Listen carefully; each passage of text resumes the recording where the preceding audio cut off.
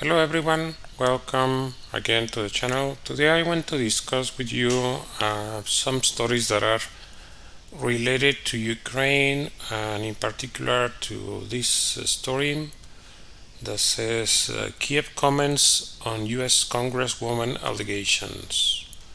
So this is the Congresswoman, her name is Victoria Sparts. She's from Ukrainian origin apparently. I don't know exactly her story, but they mentioned that here in the news. And so basically, Ukrainian Foreign Ministry spokesman Oleg Nikolenko was criticizing this woman because she's trying to get more information about how to track military assistance that is provided to Kiev. And I think this is completely reasonable, and they were basically criticizing her, especially saying that it was cynical, her manipulations about Ukraine and its leadership because she's from Ukraine. I don't know what being of Ukrainian origin has to do with it. She's saying that she's worried about the information that Ukraine is providing the United States, but he says that Kiev's interaction with its American partners is completely transparent. So she wants more oversight of how the weapons are being used. I think that's normal. There has been some attempts to do that, but they haven't been very successful.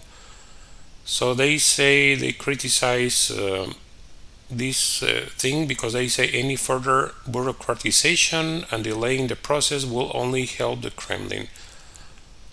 That's what this person Nikolenko was saying, Oleg Nikolenko. So first let's go to this says that says Kiev's interaction with its American partners is completely transparent. So there is evidence that that is not the case. They say here US lacks a clear picture of Ukraine's war strategy. And this is from the New York Times.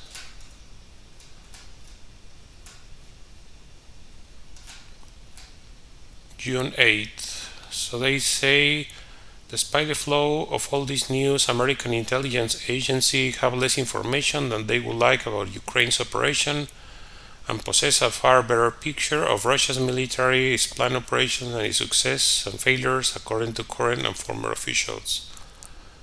U.S. officials said the Ukrainian government gave them few classified briefings or details about their operational plans, and Ukrainian officials acknowledged that they did not tell the Americans everything.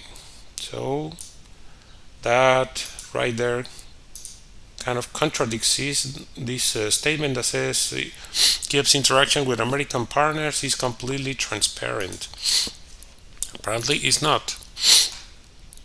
They say they don't even know how many troops has Ukraine lost, how many pieces of equipment has Ukraine lost. There is no way to know it. There are cracks in Ukraine's defenses, and questions about the state of Ukraine's military forces and strategy in the Donbass have created an incomplete picture for the United States. And let's pay attention to this particular statement. Says it was very hard to tell how much additional aid Ukraine could absorb. So as far as military, they are in the dark. They just acknowledge that they are in the dark. They don't know. So this woman, Victoria Sparks, is asking for more transparency, more oversight, mechanism for tracking military assistance to Kiev. I think that is highly responsible because they are sending millions and millions of dollars in weapons. So she says Sparks called on Congress to establish proper oversight of billions of dollars in assistance provided to Ukraine. And as you know, this was recently news. The head of Interpol, Jürgen Stock, expressed his concern that the conflict in Ukraine will result in numerous weapons being sold illegally.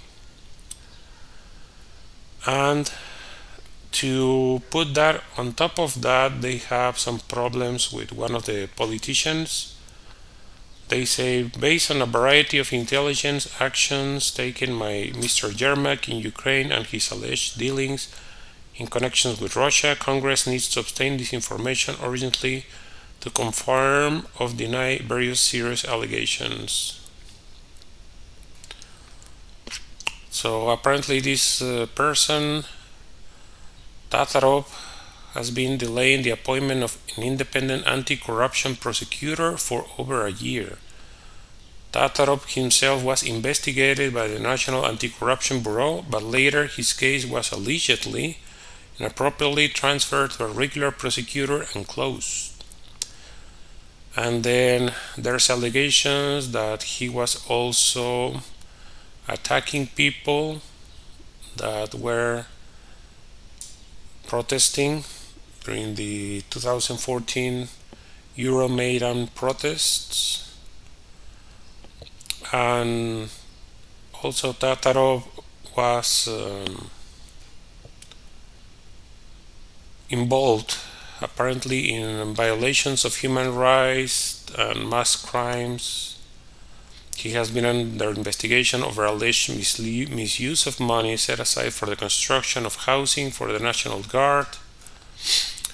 So yeah, like I said in a few videos before, corruption is a big problem in Ukraine still to this day, and with millions of weapons, millions of dollars of weapons and other kinds of aid, I think it's normal to have some kind of oversight for the weapons. And this comes from Bulgarian military. I already mentioned it. I'm not going to go into a lot of detail, but there is this story that says that Ukraine has sold 2 French donated 155mm Caesar howitzers to Russia, and apparently the Ukrainian side was involved in this. This was reported by this politician, Regis de Castelnau, and he said there was some evidence that they were sold to the Russians by Ukrainian officials. So we're not going to go into a lot of details to that story. We already mentioned it. There's also this story that says Ukraine's Economic Security Bureau admits illegal sale of weapons donated by the West. And there was this story that Vadim Melnik, Economic Security Bureau, he was the director of Economic Security Bureau of Ukraine. He says that the Bureau is investigating cases related to the sale of humanitarian aid and weapons. He says that there were at least 10 cases that have been registered. So it is there is even acknowledgement from the Ukrainian side about this situation. They are investigating it, and this is a story from the Financial Times. Says NATO and the EU sound alarm over risk of Ukraine weapon smuggling. So this is actually from today, this story. NATO and EU states are pushing for better tracking of weapons supplied to Ukraine in response to fears that criminal groups are smuggling them out of the country and onto Europe's black market.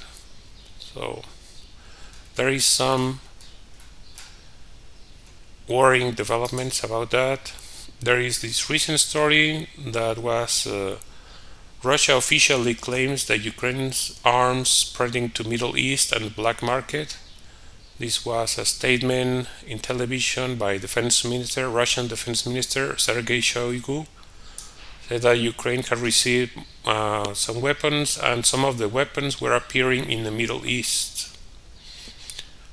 So they are even ending up in the black market.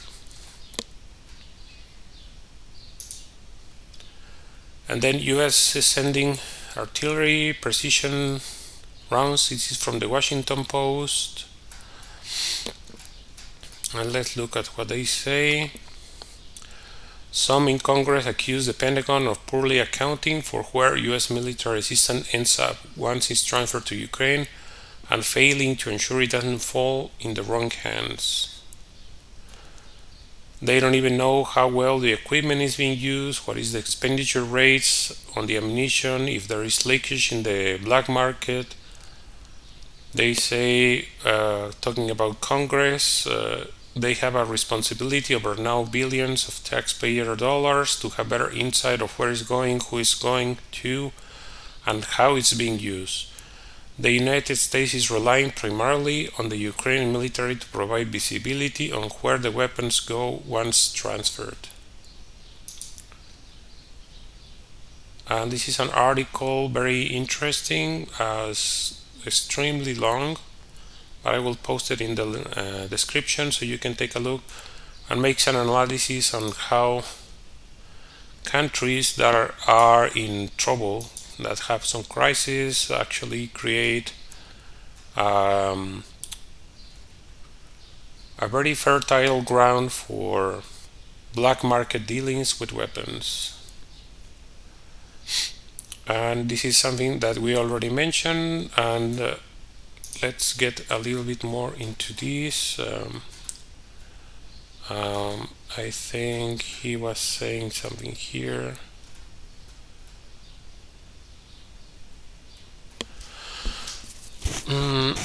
Let me see where I found this information. Oh yeah, here it is in the Financial Times. See, this is very worrying. They say all these weapons land in southern Poland, get shipped to the border, and then are just divided up into vehicles to cross. Trucks, vans, sometimes private cars, said one of the Western officials, and from that moment we go blank on their location and we have no idea where they go, where they are used, or even if they stay in the country. How about that? You know? So this is a recipe for disaster. That's what it is. So that's the current situation. I think there needs to be more control over this situation. There shouldn't be any weapons at all. There should be peace, in my opinion. But if they are going to continue pumping weapons like this, they are going to end up in the black market, like I said before, is very negative for everyone, because you don't know who is going to buy the weapons, you know. Anyway, so let me know what you think about it in the comment section, and as always I ask you to please like this video, share it in social media, and subscribe to the channel. I hope to see you again very soon. Thank you for watching.